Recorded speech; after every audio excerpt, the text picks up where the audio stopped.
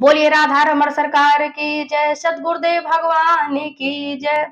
तो भगवान दत्तात्रेय ने एक वैश्या को गुरु बनाया और एक वैश्या से भगवान दत्तात्रेय सीखते हैं कि शरीर उसका भले ही अपवित्र था, उसने क्या किया, उसको क्या पता है दिन क्या है रात क्या है, एक वैश्या को क्या पता होता है, उसका शरीर तो हमेशा अशुद्ध होता है, अपवित्र होता है।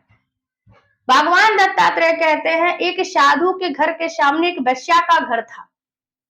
अब वैश्या के घर पे दिन रात लोगों का आना जाना लगा रहा, खूब पैसा वैश्या कमाती, साधु रोज रोज देख करके चला जाता था। देखो साधु अपने मन में विचार करता, देखो ये दिन रात गलत कार्य करती है, गलत काम करती है, फिर भी कितना पैसा कमाती है, और मैं दिन रात भगवान का भजन करता हूँ, फिर भी मैं भूखा मर रहा हूँ। साधु की ये सोच वैश्या को लेकर के थी, और वैश्या सोचती थी कि साधु कितना धन्य है कि जो दिन रात भगवान का भजन करते रहते हैं, राम राम कहते कहते उनका जीवन व्यतीत होता है। मैं अभागन चाहकर भी मैं भगवान का भजन नहीं कर सकती, भगवान का भजन मैं चाहकर भी नहीं कर सकती। वैश्या के मन में ऐसा साधु के प्रतिभाव था। दोनों मरे और दोनों स्वर्ग जाते हैं। साधु स्वर्ग जाता है राम नाम की वजह से, और वैश्या स्वर्ग पहुंचती है। अब तो साधु भ्रम में पड़ जाता है।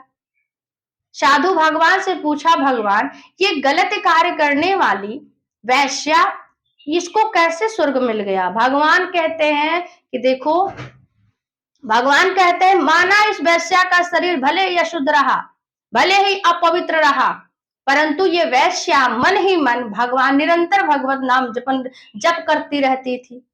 तो देखिए कहने का भाव यह है कि व्यक्ति का शरीर एक आध बार यदि अपवित्र है तो चल सकता है, किंतु मन अपवित्र नहीं होना चाहिए, क्योंकि भगवान कहते हैं भावग्राही जनार्दना, भगवान भाव देखते हैं। मन आपका पवित्र होना चाहिए। तो भगवान दत्तात्रेय ने एक वैश्या को गुरु बना करके ये सीखा कि यदि एक आध बार हमारा शरीर अपवित्र भी रहा तो कोई बात नहीं, चल जाएगा, किंतु हमारा मन अपवित्र नहीं होना चाहिए, हमारा मन पवित्र होना चाहिए, शुद्ध होना चाहिए। भगवान दत्तात्रेय ने ये सीखा।